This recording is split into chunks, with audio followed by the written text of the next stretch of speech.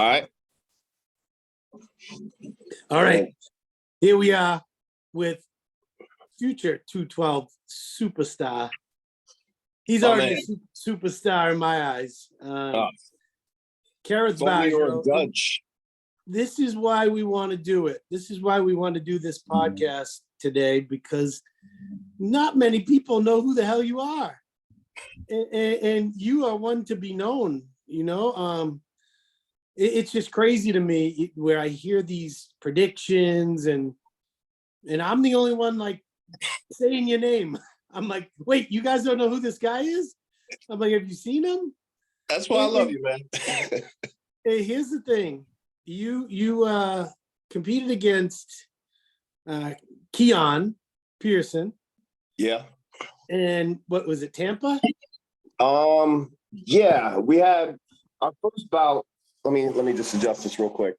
So our first run-in was Chicago Pro in Atlanta.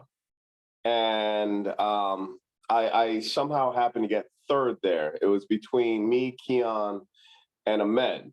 And after prejudging, I don't know what happened, but, you know, everyone was calling for me to be the winner. I ended up getting third. Ahmed got second. Keon won the show. Yeah. Our second run-in was this past year in Tampa. And, you know, Keon edged me. Everybody thought that, you know, it could have went either way. Yeah. So, you know, unfortunately, it went his way. But yeah, I got my win a week later in Texas. So, you know, we qualified for the O. So that show, it was very close. I mean, and you can go either way. Keon is beautiful. That physique is so round and the joints are so tiny. But clearly you had him on condition and just brutal hardness, which is obviously I'm a fan of that. And it's the cold weather. It's the cold weather. Yeah. Character. I just, you know, I don't think you just reward God-given genetics. It's got to look like you put in all the blood, sweat, and tears to get there.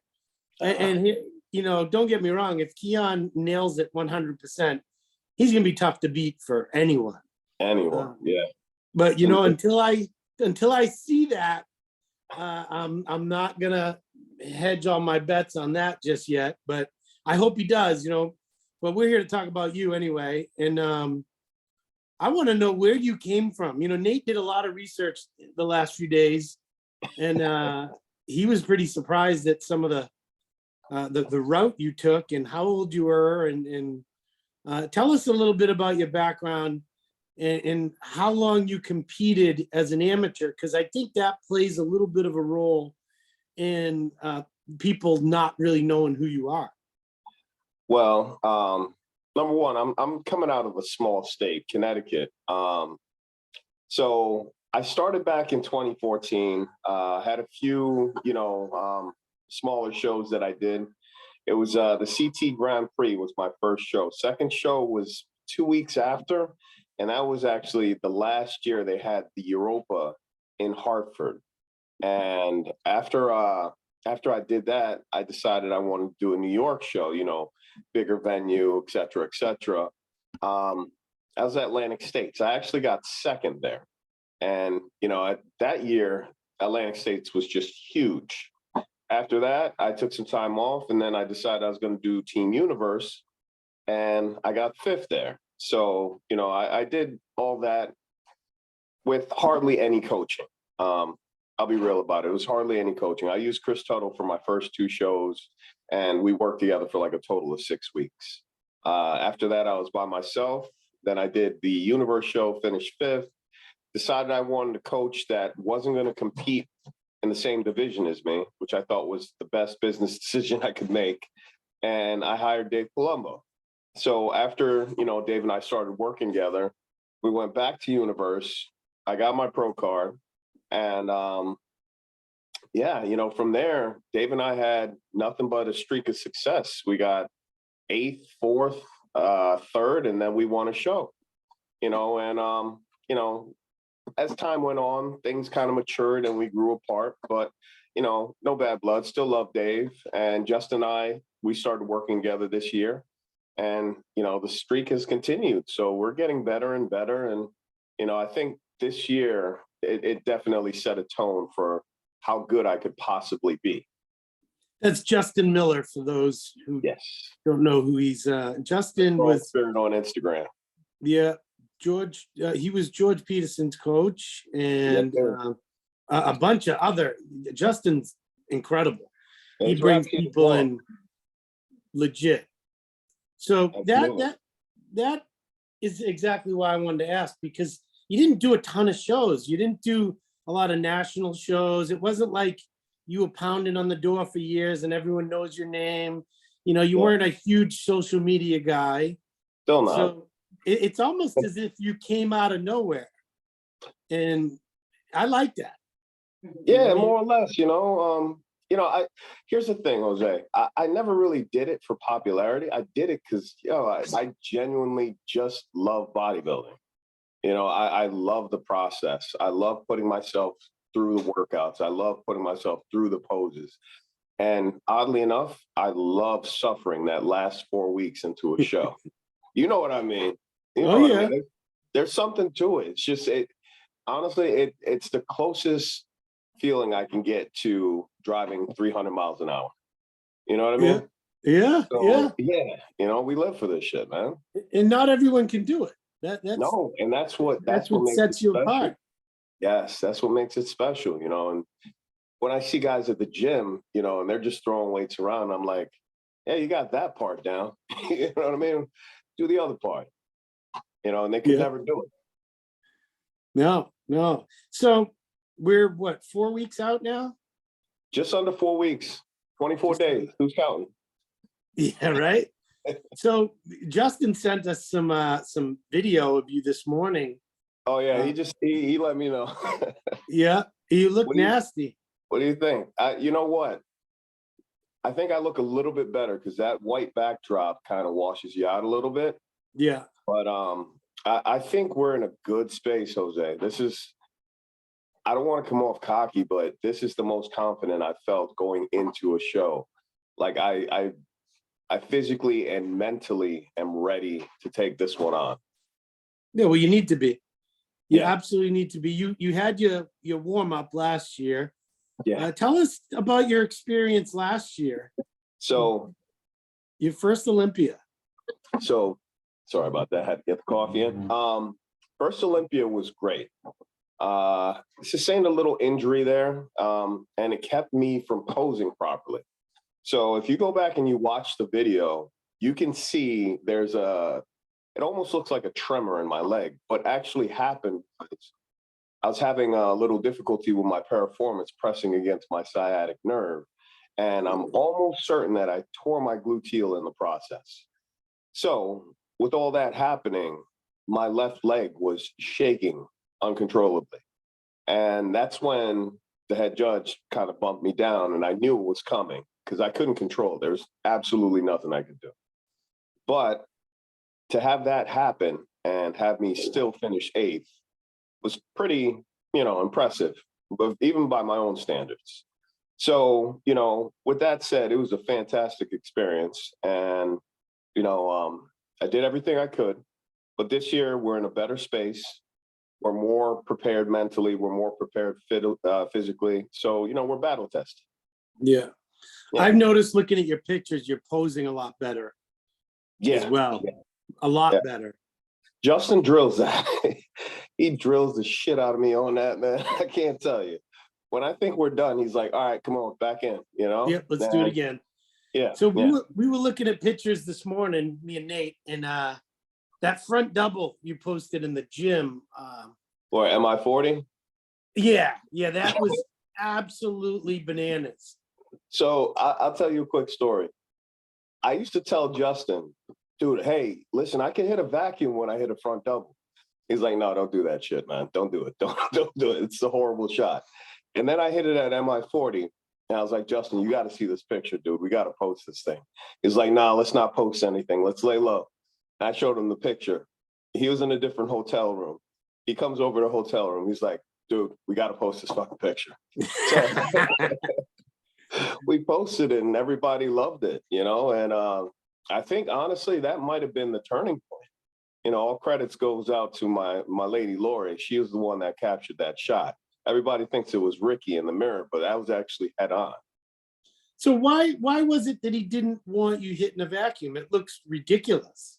Well, in some way, I think he wanted me to run my own race. And because Keon is infamous for hitting a vacuum when he hits his front double, like that's his signature shot. He was saying like, hey, well, do your own thing. Don't necessarily play into the hands of others. But I think we did it, and we did it just enough to where we can separate ourselves from how he looks when he does it. Yeah. And well, it's his signature shot for a reason, because it looks crazy. Yeah. A shorter guy who has tiny hips, but you're a block of muscle. If you don't do something to minimize your waistline, that's why it looks so great on him. Yeah. Because he's sucking it all up into his chest, and the waist looks tiny, the taper is crazy. And you have all those same qualities with the big round legs, big lats, crazy arms. Another thing too, he was like, your abs are really good in your front double. So he wanted me to actually show the abs. And I was like, Justin, I think it kind of looks better when we do this. And he was very partial to it, and I flirted with it. But when we were in that magical lighting at MI40 and I hit that shot, it was like, all right, game changer. I got a couple other shots there that, stirred up some controversy as well.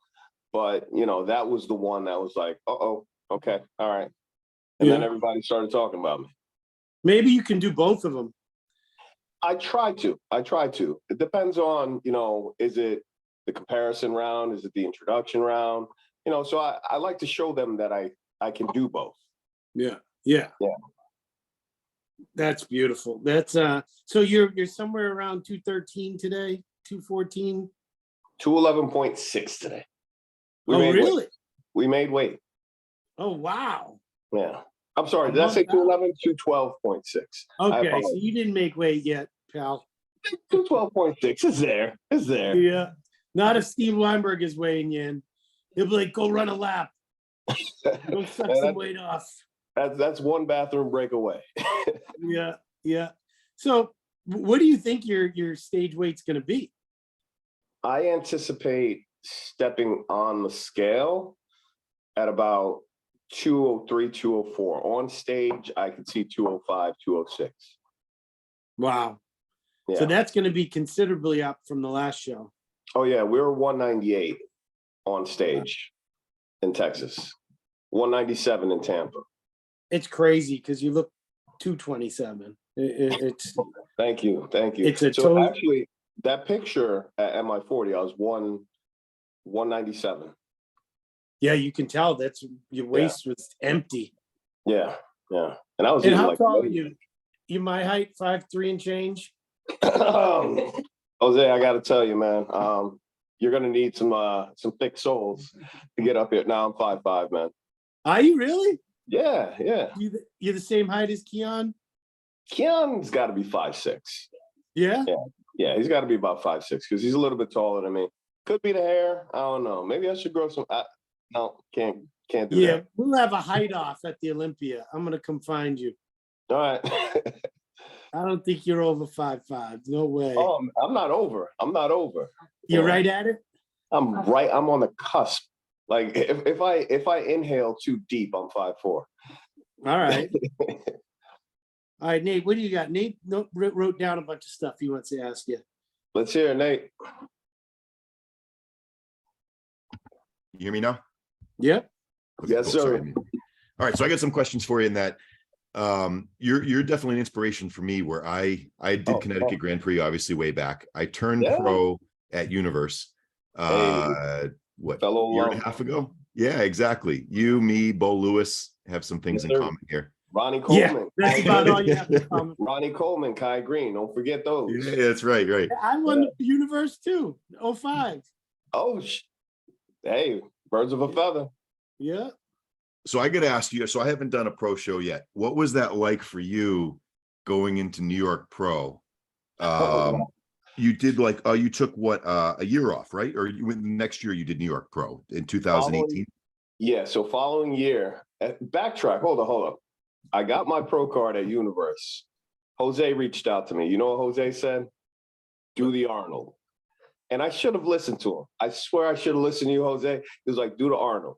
I was like, Dave doesn't want me to do the Arnold. He wants to focus on the New York Pro, so we're just going to go straight into New York Pro. That year, they got rid of 212. Yeah. So I should have did it that year, and then, the following year did New York Pro.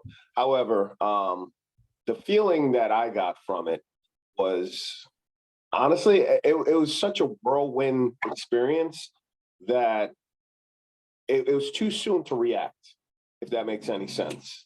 So, I had no expectations. All I know is I got to do a pro show, and it was living that dream that got me through. But I was actually third call outs, and they ended up rejudging second call outs. I got bumped up to eighth. So when that happened, I was like, eighth place at, what's considered one of the most prestigious shows out there. It's pretty good for your first time around, and yeah, like, dude, I was just drinking it in. I don't do anything for a participation trophy, but the experience alone on that one was enough. I can imagine when we saw Jose and I were down there, we saw Justin Randall get, I think, eighth, right, Jose? No, fifth. Was it fifth? Okay, yeah. Something crazy, right? Where he was shocked to be up there. Yeah. He had no posing music ready. Hold on. At New York Pro 2018? When you were third, he was fifth. Oh, okay. That was 2019. 2019, yeah, the following year. Yep. So in 2018, Justin was actually in second call outs, and they had him getting sixth or I'm sorry, sixth or seventh at that time. Yep. And then they reassessed it because they bumped him back. Yeah. I remember being at that show too, knowing Justin being like the local guy. And he was, even when they called him out, like did I hear that right? Like, I would be the same way, right? If I choose to do New York Pro and you're anywhere in first, second call outs, I get it. It's massive, for huge. that first time. Yeah. Huge. But yeah, I do remember Justin getting fifth that year, and he looked great. I think that was his last show, no? I think it was. Oh, yeah. Yeah, either that one or Dallas. Not sure. You got to stand on stage with two of my nemesis, Ashkenani and Eduardo Correa. How crazy is that? That was surreal, because I look at Eduardo as the guy I used to see in the magazines. You know what I mean? And he was everywhere. But he invented condition. Oh, he's the most conditioned modern day bodybuilder for the last 15 years. Like, honestly, you could have the wind hit him and blow his skin right off his body. But Ashkenani, man, I swear, like, he's a nice guy, but he's my Achilles heel. I don't know what I got to do to beat this guy. Tell me about it. Dude, like, every show he gets me, and I think this year I'm ready for him though. What it is? It's his insane width, his shoulder width and lats. More impressive than that, to see him from the side angle, his back to chest ratio is unreal. Yeah. Like, I was cracking up. I was actually talking to Justin Randall about it. I was like, dude, if he drops his head down, he could fall asleep on his chest. Yeah. Yeah, he's crazy thick. Crazy. It's nutty. So, but he has always had my number, so I'm looking to change that this year. Yeah. Well, I've yet to see him like brutally conditioned since his very first outcoming as a 212 guy. When he won Tampa, and then he came, he was only like 202, 203. Really? Yeah. And wow. then every year thereafter, he was coming in at like 210. Yeah. And it didn't look the same to me. Yeah. I mean, sometimes less is more. I agree 100%. Yeah. I mean, I think I'm testament to that. If anything, my first New York Pro, I was 209. I haven't been 209 since, well, not last year at the Olympia, I was 209. But I think refining it and making it a little bit tighter sacrificing a couple pounds, maybe, you know, some muscle, I got a better package out of it. Yeah, what makes you look bigger? Yeah, Oddly enough. absolutely. Go ahead, Nate. Kerrith, so with your placings, you know, New York Pro 2018, 8th place, obviously 19th, you jumped up to 3rd, Chicago Pro 3rd, and then you had the wins, right? Tampa Pro. And what changed? Was it just more time, like more doing the same of living the life of a bodybuilder? Did you change your training during that time? Did your nutrition? Is there anything that you would credit from that New York Pro 8th place to now you're the guy, if you're in a pro show, you're probably going to win it, or at least top 2? Like what changed during that time? As simple as I could put it, hunger. Like, I got hungry. Winning and improving became my new addiction. And I mean, just seeing the guys that were in the magazines, you know, I know magazines don't exist anymore, but getting to stand on stage next to these guys and getting to see like the guys I looked up to off stage, like Lee Haney telling me I look great. And, you know what I mean? Like, people of that cloth, and like, you know, Eduardo coming up to me and like, dude, where'd you come from? You know, it's unreal. So these things, if these guys could see my potential, I'd be foolish not to really pursue this in a serious manner. So, you know, when I started getting those nods from the guys that I look up to, it was like, dude, take advantage of the situation, you know? So now it's like, here we are. I mean, it's been 5 years now since I've been a pro, 4 or 5 years. And, you know, I'm seeing it through. So everything that they thought I could be, I'm doing just that. And in that same manner, I'm exceeding my own expectations. What was your process for working with Justin? How did that come about after, obviously, I'm assuming the previous Olympia, were you still with Palumbo for that? Yes, I was with Dave, and, you know, long story short, that relationship kind of, I don't want to say it ended badly, but it just, you know, it was time to explore other options. Regretfully, George had passed, and I wanted to reach out to Justin and, you know, just say, hey, I was a big fan of his. And, you know, at the same time, I wanted somebody to get me through workouts. So it just started out as, all right, well, put me through some workouts. And it eventually matured into this relationship where Justin's actually a friend / coach. So now, you know, I'm like, dude, will you prep me for my show? He's like, you know, let's talk about it. And here we are. You know, 2 shows later, and we're on to the Super Bowl. Well, so you only did 2 shows with him. This is the 3rd? This will be the 3rd. Wow. Yeah. That's a huge jump. Yeah, Huge. we hit the ground running, man. Yeah. You know, and there's something to be said about chemistry. Not that Dave and I didn't have that. We did have good chemistry. You know, there's never been an argument or anything like that between Dave and I. But, you know, when it's in person, it's a little bit different. You know, it's all about getting the touches. Dave's got so many balls in the air with his RX muscle and his 1,000 businesses. Yeah. So, you know, it's very different when you have Justin, who like is so involved, every day, and wants to see you and train with you, and 100%. You know, it's a very different type of situation. Yeah. But obviously that's precisely what you needed, because you were right at the point where you had everything it takes. You just needed that special attention to bring you to the next level. I agree wholeheartedly. You know, and with Dave being in Coral Springs or Florida or wherever, you know, and Justin's an hour away, you know, and legit, we text profusely. We text too much. Right. Justin's my second relationship. You know what I mean? Yeah, and that's the benefit of somebody. I always say it. I don't have 1,000 clients. I have a handful of clients that I want to put everything into.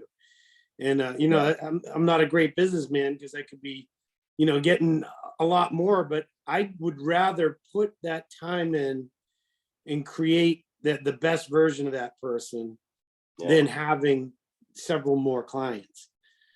And that's a Quality, great not example. quantity. Justin's the same. Yeah, 100%. 100%. Because I know he's been approached by many of athletes. Yeah. And he's just like, it's not there. It's not there. And yeah, you can have nothing but respect for a coach like that. Yeah, exactly. That He's a lets great you know dude. that lets you know that he's got your attention. So, Kerrith, you posed for Steve today. Justin mentioned to us, right? Yeah, he didn't How did that go? How, like, as somebody, so obviously Jose's posed for Steve a lot, and I've only heard the stories of the brutal honesty, and I've posed in that room not for Steve, and it's not a very forgiving room with the white background and the lights and everything, right? I remember looking in there saying, I would think I was 5 weeks, 6 weeks out for a show, and I looked 20 weeks out in there. How did that go with Steve today? I'll say this. It was very good feedback. And I left there on a high note. I wasn't beating myself up. And I'll just say that we got 3 weeks to go. Let's go. Let's go. Yeah, yeah. Well, Steve ain't gonna beat around the bush. And I mean, just the pictures that I've been seeing of you and the improvements that you've made in such a short time, I'm sure Steve was very pleased with what he saw. I don't know if he has time to even look at social media, to be honest. But, I think that what we showed today, and it was very off cuff because we just got done doing a workout and we weren't expecting to pose or anything. And he just hit me with it. And I was like, all right, how do you say no to that guy? Right. So what did he say? He said, come, let me take a look at you. Well, he was in the room. And we're doing an interview with Frank Seppi. And so he just hit me with, all right, come on. All right, hit a couple shots. And I was like, yeah, okay. Can't say no at that point, right? Hell no. Yeah. So, we showed him what we got, and, it was good feedback. So it put me in a good mental space. And, I'm ready to, I could go work out again. Beautiful. Yeah. So what do you do for work every day? So I'm a trainer. I have my own training business, Apex Personal Training. Yeah. So, a lot of people are running with that name right now, actually, own the LLC. Just saying. But yeah, so that's what I do. And I'm also a health manager for a company called Corporate Motorsports. Some race car drivers that, I put through workouts and get those guys in shape for driving. And that's my livelihood. So that picture on your sweater there that's a picture you just posted the other day. Yeah, well, I hit that shot. That's like my signature shot. But first time I hit this shot, I was at the super gym. And normally, I never put my hand on hip when I hit that shot. It's usually just, a half crab. Yeah. But I put my hand on my hip and kind of tweaked it a little bit. And, ever since I've been running with it. That's a great shot. Oh, thanks, man. So where do you train regularly? Where the heck do you live? Well, I live out in the country. No, it's a small town called Bethel, Connecticut. If you look it up, it's honestly, it's like Mayberry, but it's right next to Danbury. Danbury, Connecticut. I don't know if you're familiar. It's very, very close to Brewster, New York. So yeah. Brewster's right across the border. And that's like Westchester County, northern Westchester County, but we're northern Fairfield County. And train at this little gym. Actually, it's not very little. It's pretty big, 30,000 square feet. It's called the Iron Factory.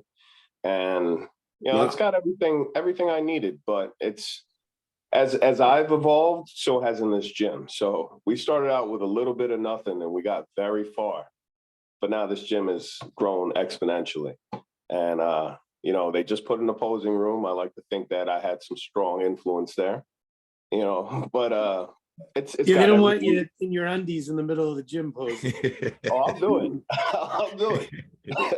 Exactly. I'll do it. Don't test me. Yeah, no, but they put that in there, and it's a big help because the visual aids, getting to see your process, it does reassure what you're doing, and I'm so proud of the owner. He's a young guy, and he's legit created a fitness institution there. How long does it take you to get to Bev's from where you are? I'm about an hour and 20 minutes.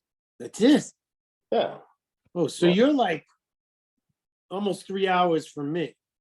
Yeah. From, Yeah. From like your Fall River. No, hell no. I'm in. I'm north of Boston. North of Okay. Boston. About 40 minutes north of Boston. 35 minutes north. Okay. What's that? Peabody. Waltham? Okay. Peabody. All right. All right. Waltham's west of Boston. Okay. All right. I'm somewhat familiar with the area. Like Yeah. I used to have a route in Braintree. Well, you got to come up to Gym Hub and train with us. I would love to. You tell me the day. Me and Justin will be up there tomorrow. Yeah, let's go. We'll get Ricky to film it too. We'll love that. Trust me. I got to reach out to Ricky. Ricky's done some filming stuff for us. Yeah, in the past, right like before the gym there, opened. man. And you guys got some unique pieces. I've seen it. Yeah, we're like a little mini Bev's for Boston. What's that? Congrats on that, by the way. Thank you. Yeah, we're trying to be like a little mini Bev's. You know, when I was training for these shows, there's a gym that Jose and I used to train at in Revere, and they closed down over COVID, and we had almost nothing left. You know, everything else, Jose and I were driving an hour in different directions to get to a decent gym. So that was kind of the goal. We're right in downtown Boston with the all the historic tours and the Freedom Trail and all that stuff, like right where the gym is. Nice. And it's like a mini Bev's of old school Nautilus and Nebula and Flex Leverage to new Panada and Atlantis, all that stuff. I can't wait to see it. So you guys Oh, don't you'll go love to it. General Fitness anymore? What's that? You guys don't go to General Fitness anymore? It's been a while. Oh, It's been almost Probably a not year. since my gym opened. Yeah, we used to go there literally every weekend for legs. Oh, When I wow. was competing. And then once we opened this up, I kind of bought all the pieces that we were going there for. So we didn't need to do the hour and 20-minute drive, but it's an awesome gym. Yeah. Yeah, I I love can't it. wait to see. I can't wait to see Gym Hub. And Justin and I were talking about coming up there. So if you guys will have us, we're there. Anytime. Love to You have you. let us know when. All right, absolutely. We'll talk about that. So I got a question of outside of bodybuilding. I was listening to some of your podcasts. So obviously you did track and field right before you got into competing. What's the story with you on the US bobsled team? Oh, that's a fun one. So actually, I was trying to hold on to whatever athletic ability I had left. And I was like, you know what? I'm still pretty fast. I have a lot of free time. Let's see if I can get a spot, as, one of the 4x100 runners. I was really good out of the block. So I really just wanted to run the lead leg.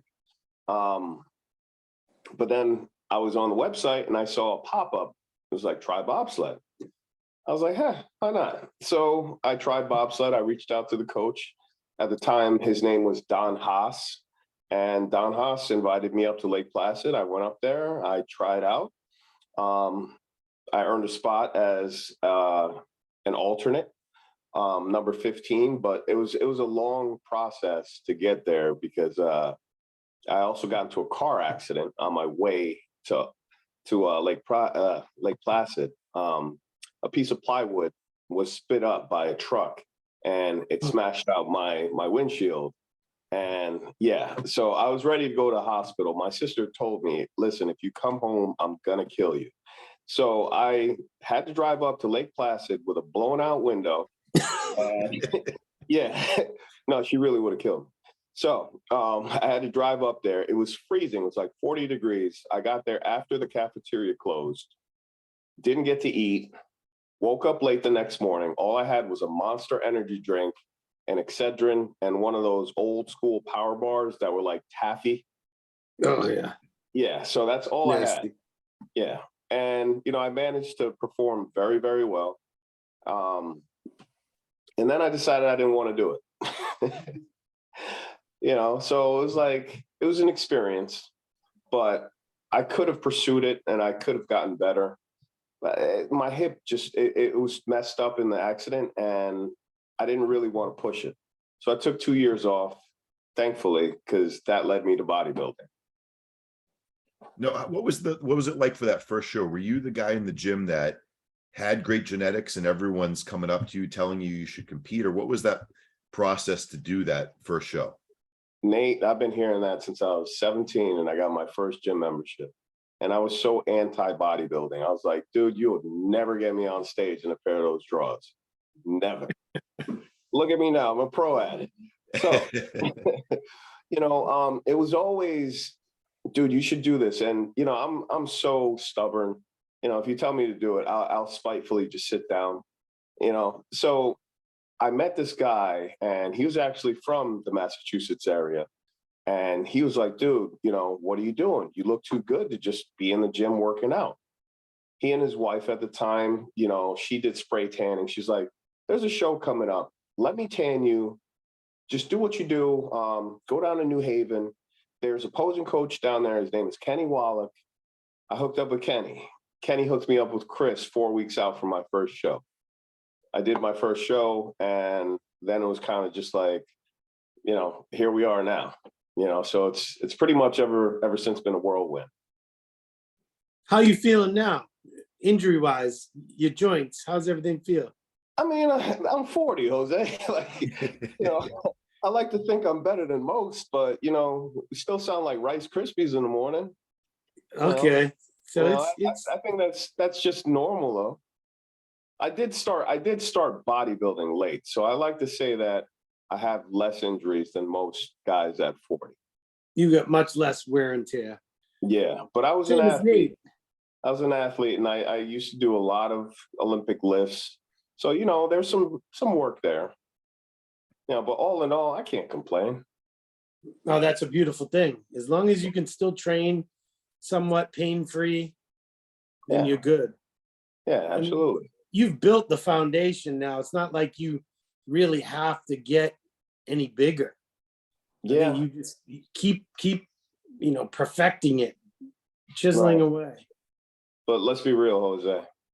What bodybuilder don't you know that? What bodybuilder do you know that doesn't want to get a little bit bigger? Yeah, well, you can. There are different techniques you can do instead of loading 600 pounds on your back. Oh, 100%, 100%. But, everybody wants to, put a little bit on the shoulders. Maybe if my back was a little bit more developed. Yeah. You can still do that. A little bit. Yeah. But I'm not out here doing what I used to do. Like, I was talking about this the other day, and it almost seemed as if when I used to train, it was almost training out of, desperation to be great. And now that desperation has since kind of subsided, and we just work smart. A lot of the lifts that I used to do to get me here, I don't even touch them anymore. Smart, very smart. That'll give you a little more longevity. Yeah. I got another question regarding competition, competing. Do you have any desire, or are you looking into it all, competing overseas or anywhere else? I would love to. I spoke to the promoter of the Japan Pro, and we had talked about me coming out there this past year. However, actually this year and last year, but due to COVID restrictions, I guess they weren't handing out too many visas or something along those lines. Okay. So that fell through. However, I would love to do like a Romania Pro, or something like that. Prague. Anything cross seas. Even one of the Arnolds, because the Arnolds overseas still have 212. Yeah. Yeah. I don't know why they don't have it in Ohio, but it's garbage. Yeah. But I think that's a huge way for you to build your fan base and to be seen a lot more. I happened to come up during a perfect time when there was shows everywhere all over the world, and I got to compete everywhere. Yeah. And Korea, Japan. That's another spot. Korea, I would love to go to. I think they're going to continue having it. I hope so. Yeah. And I hope that, if not next year, maybe the following year. Korea is beautiful. Yeah, I'm sure. Yeah. Seoul, Gangnam. That's the area that the show's in. Okay. It's a high-end place, like high-end stores and Bentleys and crazy cars all around. Yeah, big money out there because they got all the tech. They got all the tech out there. Yeah. But I was wondering that if you're going to look into, and I think you should, any opportunity you get to get overseas to Well, go experience that. Any promoter that's watching this that would love to have me at your show, I would love to be there. You know, any sponsor that wants to pick me up, send me across seas, let's talk. Well, But I have right a feeling that in 4 weeks' time, there's going to be a lot more eyes on you. let's hope. Let's hope. You know, I think so. we're putting in all the foundation I think that we need to be in a good spot to have that happen. But for now, it's just talk. It's actually got to happen. So, you know, I don't know if what I've done in the past isn't enough, but you know, I think it is. You know, I think I put a stamp on it. Are you like a real student of the sport currently? Like, do you know exactly who that top 5 is going to be? Do you know exactly who you're going to be standing next to on stage? I mean, I knew every year, every Olympia I did, I could have told you the top 5 in order of every single one of them. I just knew. Listen, I might be a little biased because I don't think there's any way I'm going to leave myself out of a top 5. And you should. Yeah, well, you know, because that's the anticipation. I don't do this for 6th place, you know. So, you know, it's tough to call it because there's so much talent this year. Yeah. And a lot of pictures lie. You know, so sometimes you see a guy in pictures and then you see him in real life and you're like, whoa, it must have been a tough ride here. You know, but in truth, it's hard to call it sometimes, you know, and I don't think any of us really live close together except for the guys in Texas. You know, so you're stuck making guesstimations as to what these guys really look like unless they're standing next to another bodybuilder. Right. Everybody looks good by themselves. You know, it's when you start lining them up, that's when it becomes tough to call. You know, Kerrith, does this year feel different from you in terms of the actual competitors that are in the lineup? Like, I was at last year's Olympia. Jose and I are going to this one, but at last year's, you at least on paper saw the names and you were like, on paper, this is your top 5, right? You had Derek, Sean, Kamal, rest in peace, George, right? Who is certainly a big favorite going in. And so there were just the names that you're like, this is going to be your top 5. Now, who's the rest of them, right? Like Nathan Epler getting 5th place was kind of a surprise, which was really cool. A new guy coming up. This year, obviously with Derek moving up, it's Sean and Kamal that are the 2 big names, right? That sort of most of the podcasts are going to say it's going to be these 2 guys 1st and 2nd, you know, 100%. And then after that, like Epler's not doing it. When you start looking at, you know, some of the other guys that would be the regulars, it seems wide open in terms of it's a lot of newer faces that have an opportunity to make that top 5. Does it feel different for you this year versus last year? Like a chance to make your mark this year now to really make that top 5? Yeah, I think it's a changing of the guard that we're seeing right now. And, you know, as much as I think last year I could have went as high as 5th, but, you know, judges decided that Nate was the guy. Again, not mad at that. Love Nate. But this year, I think that, you know, with Sean and Kamal having won it in the past, so sorry, I got a call, wasn't in. Sorry about that.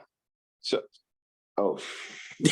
it's a bunch of 40-year-old guys trying to figure out tech here. Listen, these things don't even come with instructions nowadays. All right, give me a break. But as I was saying, yeah, you know, you got those 2 guys that won it in the past. So how can you not mention them? It would be disrespectful not to put them at the apex. But, you know, you got a guy like Keon with all the talent in the world. You got a guy like Angel who won an open show. You know, myself, you know, I win multiple shows now. I could say that. Hey, did you stand next to that guy, Oli? I haven't. He's a freak of nature. He's a freak of nature. That guy has horse muscles. You know, you know who he reminds me of? He reminds me of a more refined Nicholas Vaud. Yeah, like crazy proportions. Like Yes. just nutty stuff. But again, you know, those are pictures. And this isn't a slight in any way. That's why I asked. Yeah, Like, so what do you look I've like yet in to see him. person? Yeah, I've yet to see him in person. But in pictures, man, this guy looks freaky. Didn't You he know? do the Olympia last year? I don't believe he made it. I think due to COVID, he wasn't able to make it. Oh, He did really? qualify though. Yeah, I'm gonna have to look I that don't up. believe he made it. Wow. What about Angel Calderon? Did you get a chance to stand next to him? I was next to Angel. I believe I held my own against him. Overall, I think he edged me on conditioning, but he looked great. He looked great. So, you know, I look forward to seeing that matchup again this year. Is But he taller than you? Your height? I think I'm a little bit taller than him. Really? Yeah, I might be taller than him. Yeah, he's a freak too, man. He's Crazy wide. He's wide. Yeah, he's a very wide person. You know, occupies a lot of space. How about, and this is someone we're gonna interview next week, Brian Balzano. Have you He seen looks him? really good. He's got a very clean physique, very clean lines. You know, I've been paying attention, and he looks the part, man. He's Definitely looks the part. deceiving, like, Yeah, because I think he's tall. Like, is he? I think he's a few inches taller than you. Huh. Well, I think he's I don't know. probably 5'6", 5'7", and Okay. he's still like 225 or something right now. And Wow. he's peeled out of his mind. Like, he's gonna struggle to make the weight. Well, I mean, that's the risk you take when you do 212, you know. Yeah, exactly. But he looks very sharp, you know, and I would put him definitely. There's no way that guy's not making top 10. You know, I'll go ahead and say that bold-faced prediction.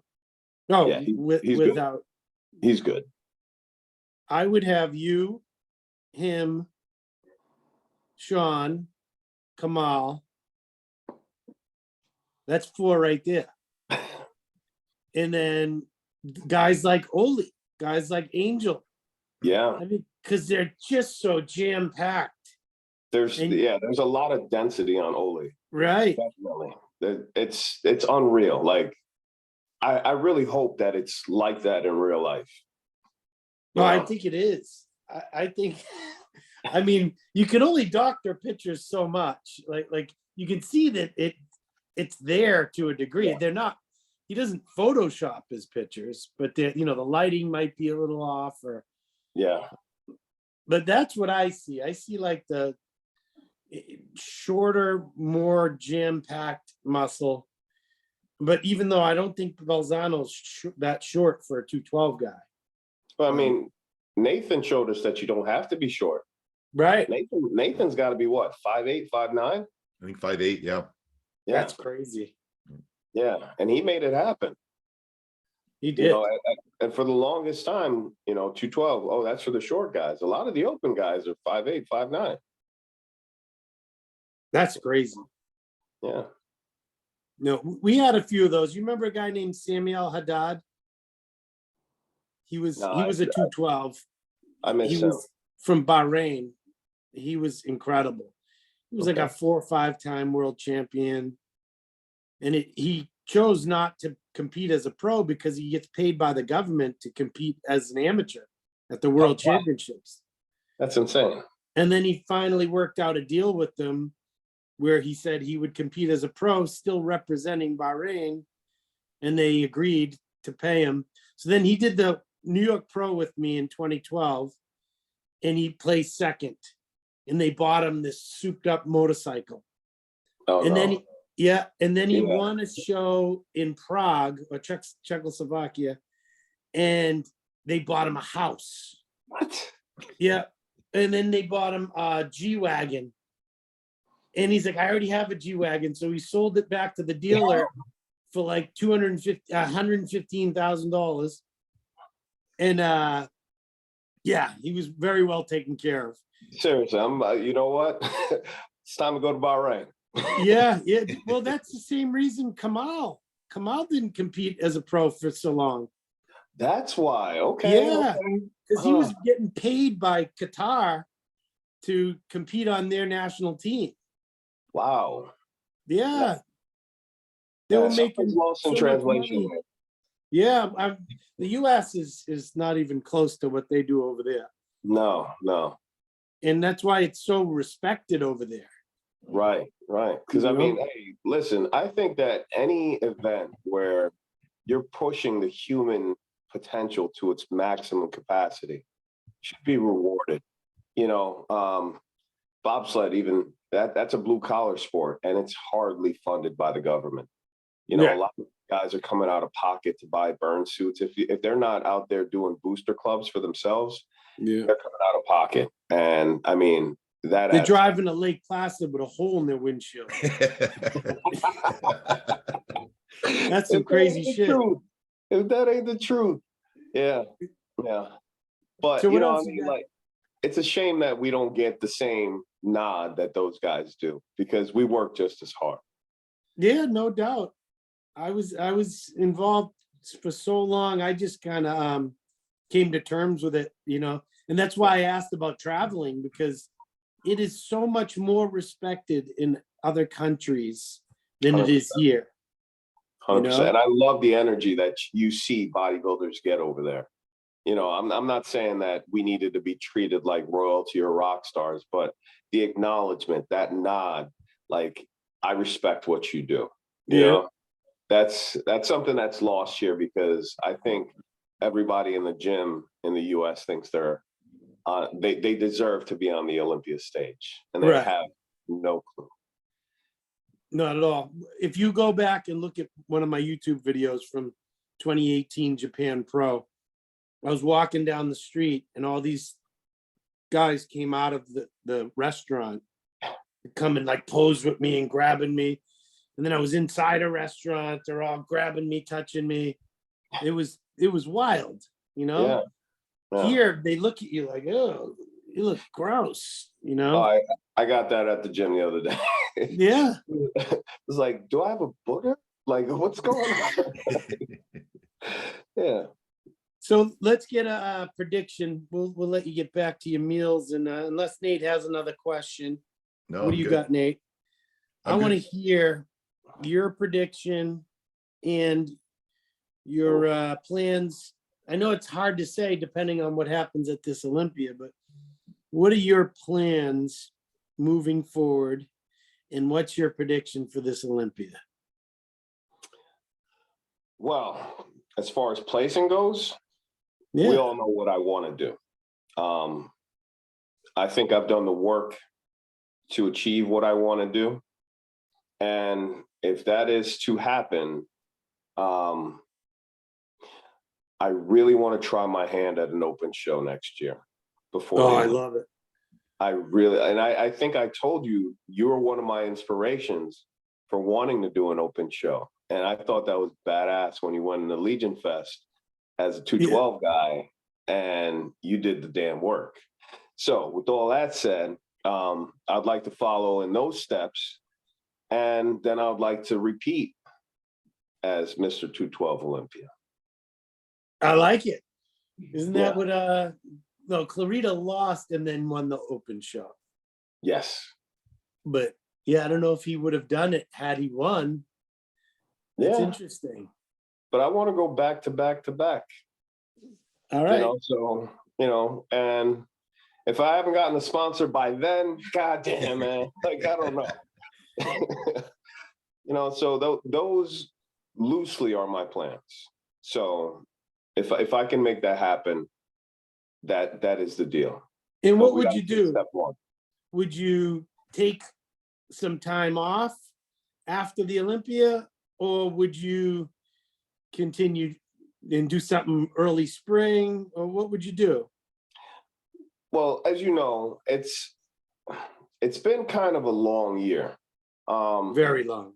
Yeah. So the season got stretched out. And as much as I would love to do the Arnold Open, you know, I think it may be too soon to let the body heal properly. and, you know, start a prep and get ready for March 2nd or 3rd, whenever it is. So, you know, even if we're to try to go to Texas, you know, or Tampa, or do an overseas show, you know, but I think that's a good way to set the tone for the start of my season. Good. You know, so I would really like to do that, though. Like, yeah, I can't tell you enough that when you went into that open show, that was big for me. Good, good. As a shorter guy, I was like, yeah, like my man's doing his thing. Yeah, well, when you bring the heat, it don't matter how tall you are. You know, I knew I could stand with these guys. Yeah. And I beat a lot of good guys. Oh yeah. It was a great man, what an experience. I got to compete with Cedric in Brandon Curry. Yeah. You know, that was a great experience. I competed against Steve Kuklo what was that? The Phoenix Pro. Okay. Yeah, and I placed second in that one. So I was second and fourth out of 2 pro shows. It's not bad. 2 open shows. That's not bad. Not Jose, bad. do you wish you would have done more open looking back at your career? Definitely. Yeah. Definitely. Yeah. If you could have had any title outside of the Olympia, outside of the Arnold, what show would you have wanted to win? The Olympia. That's simple. That's as easy as it could get. I won 2 New York pros. And after I won the second New York pro, I asked Steve the next day, I was like, I want to do open next week in Toronto. He's like, get the fuck out of here. He said, you're not beating, I forget, Victor. It was Victor, John De La Rosa. Like, it was a pretty jammed up class. John won that year, right? I think he might have. Yeah, I think that was the year John won. Yeah. Yeah. And I'm like, I wish I did it. I went and won the 212 in Toronto, but I wanted to do the open just for the hell of it. That's why it took me so long to do an open show, because Steve was like kind of discouraging me, and he was about to be the head judge there. So if he told me not to do it, I wasn't going to go do it. Yeah. But you're seeing more and more guys. If you're complete, if you're put together well, and you're in condition, you can do well. Yeah. It doesn't matter how tall you are. You remember the days of yesteryear, there was one division. Right. You know? Yeah. And there were a lot of short guys that did well. Oh, yeah. 100%. Yeah. All right. Well, listen, thanks a lot for coming on. And we're going to put you out there as much as possible. Anyone interested in helping support Kerrith Bajjo, he's a great guy. And check them out. Great face for any company. You know, there's not a lot of sponsorships out there nowadays. It's like everyone's got the coupon codes and all this shit. But if there's anyone serious, hit my man up, and you'll have a good guy who's ready to whip some ass at the Olympia. and let us know when you want to come up. Absolutely. That's going to happen sooner than later. You know, I'd love to come see you guys before the O. Just That'd to poke your brain a little bit and get some inside information. You know, you've been there a couple of times, I heard. So, you know, I think I can get some inside information for you. Yeah. Anytime you need anything, hit me up. And we'd love to have you. We'll film it. We'll blast that out. Absolutely. That'd be great. Get some posing footage. And we spoke to Ricky, and I believe he was 100% on board. Awesome. Yeah. All right. Well, that's something else to look forward to, people. Yeah. All right. Magic of YouTube happened. Beautiful. It was great having you. Great seeing you. Great talking to you. I'm going to get back to work. I got to go train someone. There you go. But we'll be in touch. Awesome. Sorry, I took up all the airtime today, Nate. Usually when me and Nate are together, I can't get a word in. So it's good that I got to speak today to you. Well, thank you guys for having me. And honestly, dude, like this, just you guys putting me out there, it means a lot to me. You know, I don't get the most exposure. I'm not the most popular guy, but you know, I still do the work, and you guys acknowledge that, and acknowledgement from my peers means more to me than anything.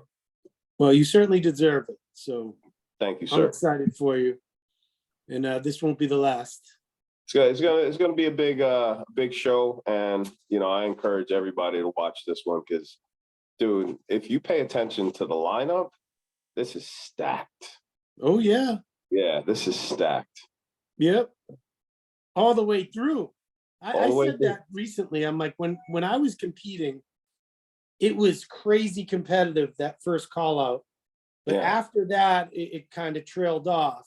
Yeah. Here you have like 11 guys that I can, would go a little higher.